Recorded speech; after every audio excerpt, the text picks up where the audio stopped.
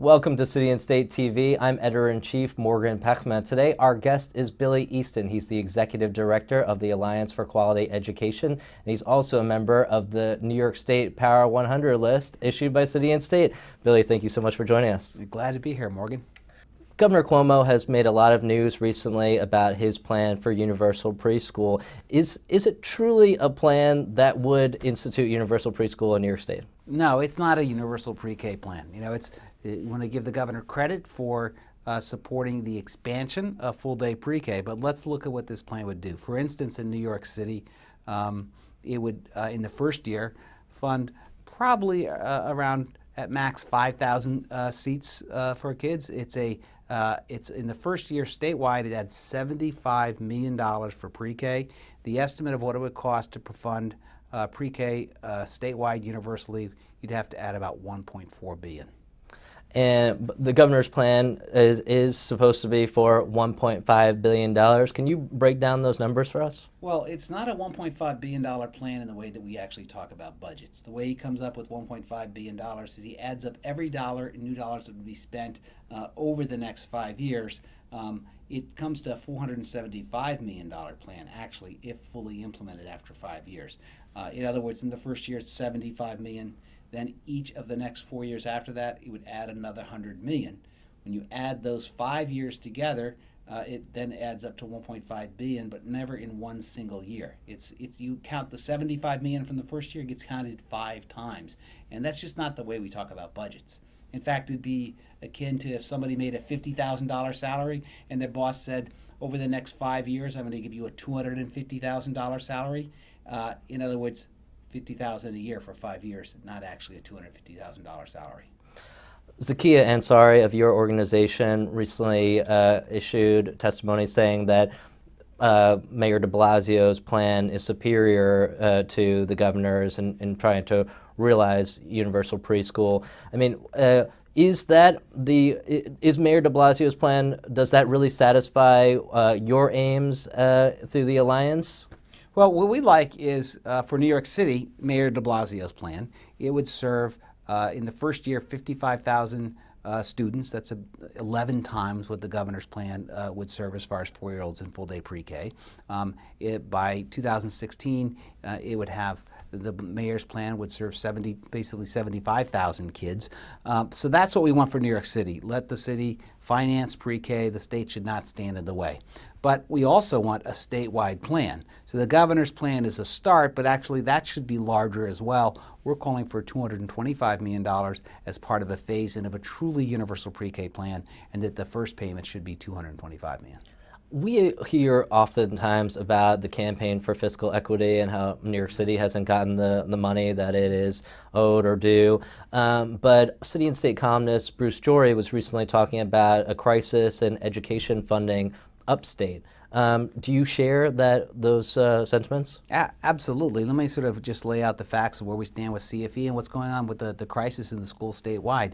So just yesterday when Mayor de Blasio, or this week when Mayor de Blasio was testifying in Albany, he pointed out the city is short $2.7 billion on the campaign for fiscal equity funding.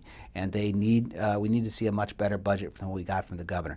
But not just for New York City. All across the state, schools have been slashing programs, whether you're talking about art, music, advanced placement courses, tutoring, career and technical education. Each of the last 5 years, schools have been making cuts. Outside the city, in addition to the lack of adequate state aid, there is the property tax cap, so there's a choking off of resources from the state and city levels. And the governor's budget this year is just wholly inadequate. Well, I'm a public school parent, and I've seen the effects of the budgetary constraints on my daughter's school. But at the same time, I get a million emails each day from organizations like yours calling for increased funding in one area or another. Do you take a holistic view of the budget? Do you think about the revenue streams, and is it that education just has to be prioritized over other issues, and that the money needs to be there over all the other facets of our society that are also in need of money? Well, we actually work in conjunction with organizations that work on other issues as well, whether you're talking about health care, you're talking about needs of the mentally ill, homeless people. We work in conjunction with them on revenue issues. Right now, the governor's proposing $2.2 billion in tax cuts, poorly targeted. They're targeted towards bankers and corporations and multi-million-dollar estate owners and to wealthy homeowners. They're really inequitable. And instead of doing that, I mean, we'd like to see a good chunk of that money go into education. There are other needs that need to be addressed at the same time. But clearly, it's about priorities. A couple years ago, the governor in 2011 cut taxes on millionaires and billionaires by over $2.5 billion. That's money the state needs for our schools and for all the needs of our communities. So we do take a holistic outlook. Our focus is, of course, on education in the schools, the public schools. The governor's budget this year proposes an amount of funding that doesn't even keep up with rising costs. So even though it's a dollar increase, it's a reduction in the quality of education. That's what's contained in this budget. Do you not buy at all the argument that we have to lower taxes so we don't drive wealthy people out of the state and decrease the tax base to drive businesses out of the state? Do you think that that is a fallacious argument? I mean, I think the evidence as it relates to income taxes is that wealthy, that the income taxes when they were higher didn't drive wealthy people out of the state. There's no evidence to produce that it did. Okay. In fact, the number of millionaires went up in the state when there was higher income taxes. I think there are times when you need targeted tax breaks to attract certain industries and things like that are actually going to help create economic development.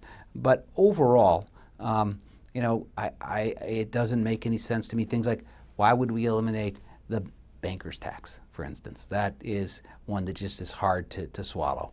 And if we're going to, the governor's offering property tax relief or property tax breaks. But the way it works is if you're in the wealthiest communities, you're going to get a property tax break of probably about $800 for every kid in your school district. If you're in a poor district, it's down to $90. So it's not fair the way it's being done. It doesn't make sense from a public policy standpoint. At the same time, his budget is absolutely starving our schools. You have often been a critic of Governor Cuomo's. Is there a politician in the state who meets your expectations as a leader, or it seems like a lot of times advocacy groups can be shouldered with the criticism that nobody's doing it right except for the advocacy group's vision. Who do you think is a model for a fine elected official with the vision to handle education the way that you believe it should be? On education policies, we have high hopes for Mayor de Blasio right now. I mean, he articulated and ran on an agenda that was one that we very much support. He's certainly so far been, right off the bat, pursuing that agenda with the appointments he's made and with his push on pre-K. It's obvious he's just begun his term, so we want to see, but we're enthused about the direction he's going in. In Albany, we've been very pleased with the leadership of Kathy Nolan, who's the Assembly Education Chair. She just recently, in fact, put together a letter that 83 of her colleagues from the Senate and the Assembly signed on to, calling for $1.9 billion in school aid, calling for reinstating this campaign for fiscal equity. And there are a lot of members of the legislature. I can think of many people in the New York City Council who and upstate, local council, city council members in different parts of the state who have likewise, taken the kinds of stands we'd like to see, and we think that all our elected officials should carry forward. The mayor of Syracuse testified yesterday calling for expansion of pre-K statewide. So we definitely see that there are elected officials who are doing what needs to be done. You can't expect anybody to walk in lockstep with what you believe. It's a democracy, and there's always a difference of opinion. And I want to give the governor credit for the fact that he has put universal pre-K on the table as part of the state agenda. He deserves the credit. But I think the overall assessment, if we just stick to the facts of the matter in education, from the way we see it, his policies have definitely hurt the schools.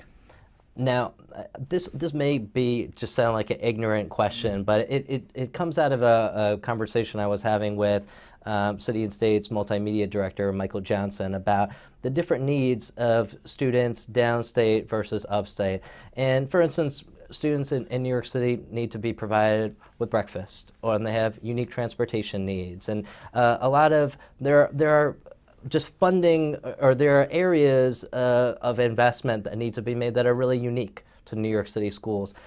Should we be looking to other departments to fund some of those needs? For instance, I mean, so that we can rethink the way that we have our school funding formula. You know, we hear about maybe Long Island gets too much money proportionately, and the way that it breaks down. I mean, should the police department have to pay for metal detectors and school safety security? Should the Department of Health be paying for school breakfasts? I mean, is that a way that we can rethink how the money is allocated to our schools, and maybe make sure that some of those specific needs are handled and funded? Well, you know, I think that that one thing that the mayor has talked about that is definitely an important thing for him to do is to create a children's cabinet, which would be designed to create coordination of services between departments to meet all the needs of children, so that you know, kids come to school and they're not just students for 7 hours of the day without all the other issues in their lives, in their communities, and in their needs. So, you know, having breakfast and free lunch, and having you know, supports and services from health care and dental care or counseling services. So any place that the city has another agency that is able to provide those services, and they're able to restructure the way the services are delivered and provide them within the school setting, I think that makes a lot of sense. In that way, presumably, many of those services might come out of the department's budget. But overall, you look at the city's dollars, no matter how you divide it up, there's a certain amount of money, because you know, the city, and not just the education, you know, the city contributes a lot to education as well as the state. It's either going to education or healthcare or some other sort, or cleaning the streets. And we need to make sure all those things work well together. So I think that if you can, one of the things that the mayor's talked about, one of the things that people thought might happen with the last mayor but actually didn't, was more coordination of services so that they're available in the schools. And it's interesting, you brought up the free breakfast, and I got a story from upstate New York about that. Schenectady has a serious problem, as does New York City, with attendance issues. And they started offering free breakfast and lunch to all students, regardless of whether they'd enrolled in free and reduced price lunch. Free breakfast and lunch to all students, their attendance went up. And in particular, during the last week of the month, of each month before food stamps were reissued, attendance was I think 100%. So that kids are hungry in many cases. And here you have something where they're coming to school to eat, and in the process they're learning. With the new chancellor in New York City coming into office, I mean, certainly it seems like the charter school battle is once again heating up. I mean, what do you think is the role in the equation for charter schools?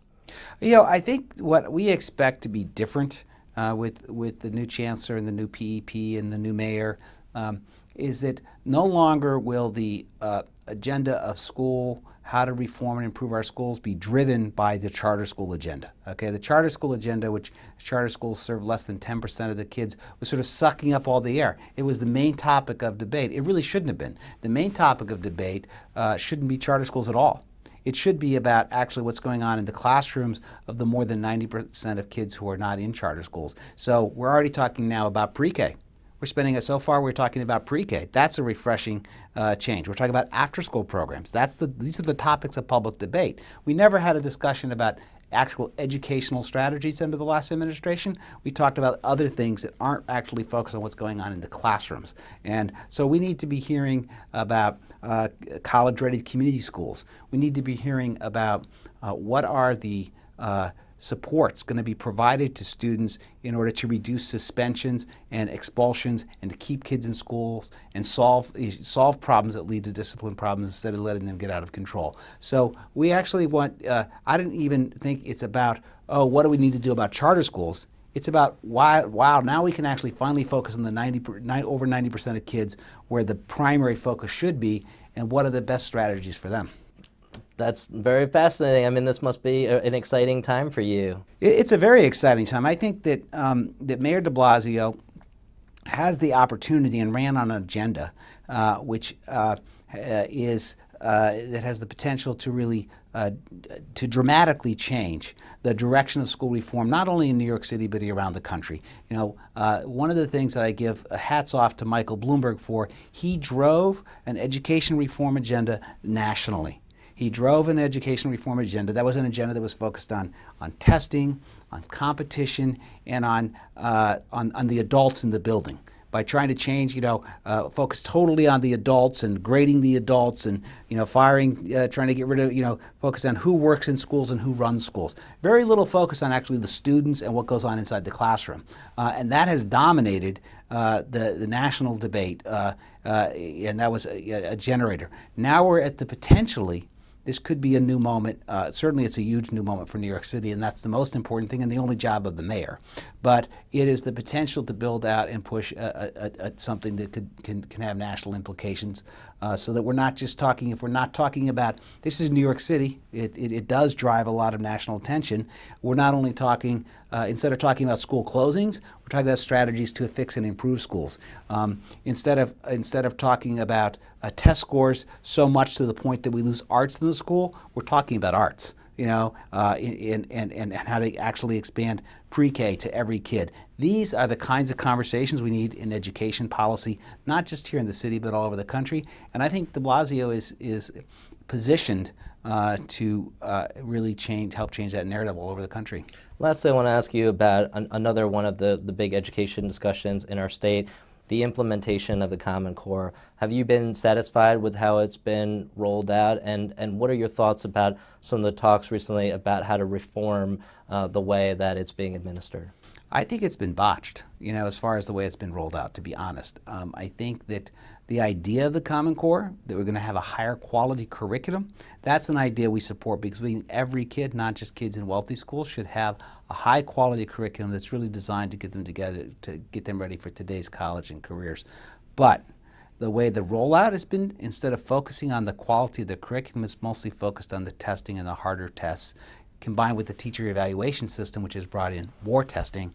I think the combination has actually turned people against it. I think public opinion has actually turned against the Common Core because of the poor rollout and the fact that it hasn't been properly done to the way that really actually listened to people. But should public opinion be dictating the way that our educational system teaches our kids? This is a democracy, and public opinion has a big role. Well, okay, but nonetheless, public opinion has a huge role in how decisions are made and whether reforms are sustainable. So it is really important. The department missed, the state education department missed taking the time to actually make the public aware of the Common Core. They rushed to, we were one of only 2 states in the country, New York and Kentucky, that put the testing first and everything else second. I mean, the commissioner himself said, oh, we're building the plane as we're flying it. Not a great, strategy if you were an airplane pilot. So I think it was a mistake to do things the way they are. I think, frankly, what you're seeing, the governor and the legislature, the governor said, well, I'm going to, we're going to force some changes, between now and June. Some in the legislature responding, that's not good enough, that's not soon enough. That's the public opinion right there, driving behind that. That's what's driving that change. They weren't talking about it, except there's so much outrage about it. And I think, unfortunately, the commissioner went around the state, did a listening tour, and he came back and he said, well, a lot of people were misinformed. And that was what he heard. Instead of hearing we could have done some things differently and should do some major things differently, I think they should put a hold on any high-stakes consequences tied to the Common Core tests. I think they said, that takes the stress level down, and really take a look at what are we doing first to make sure that the curriculum is there, and then assess whether or not the tests actually are appropriate in relation to that curriculum, not the other way around. Billy Easton, thank you for joining us on City and State TV. Thank you very much, Morgan.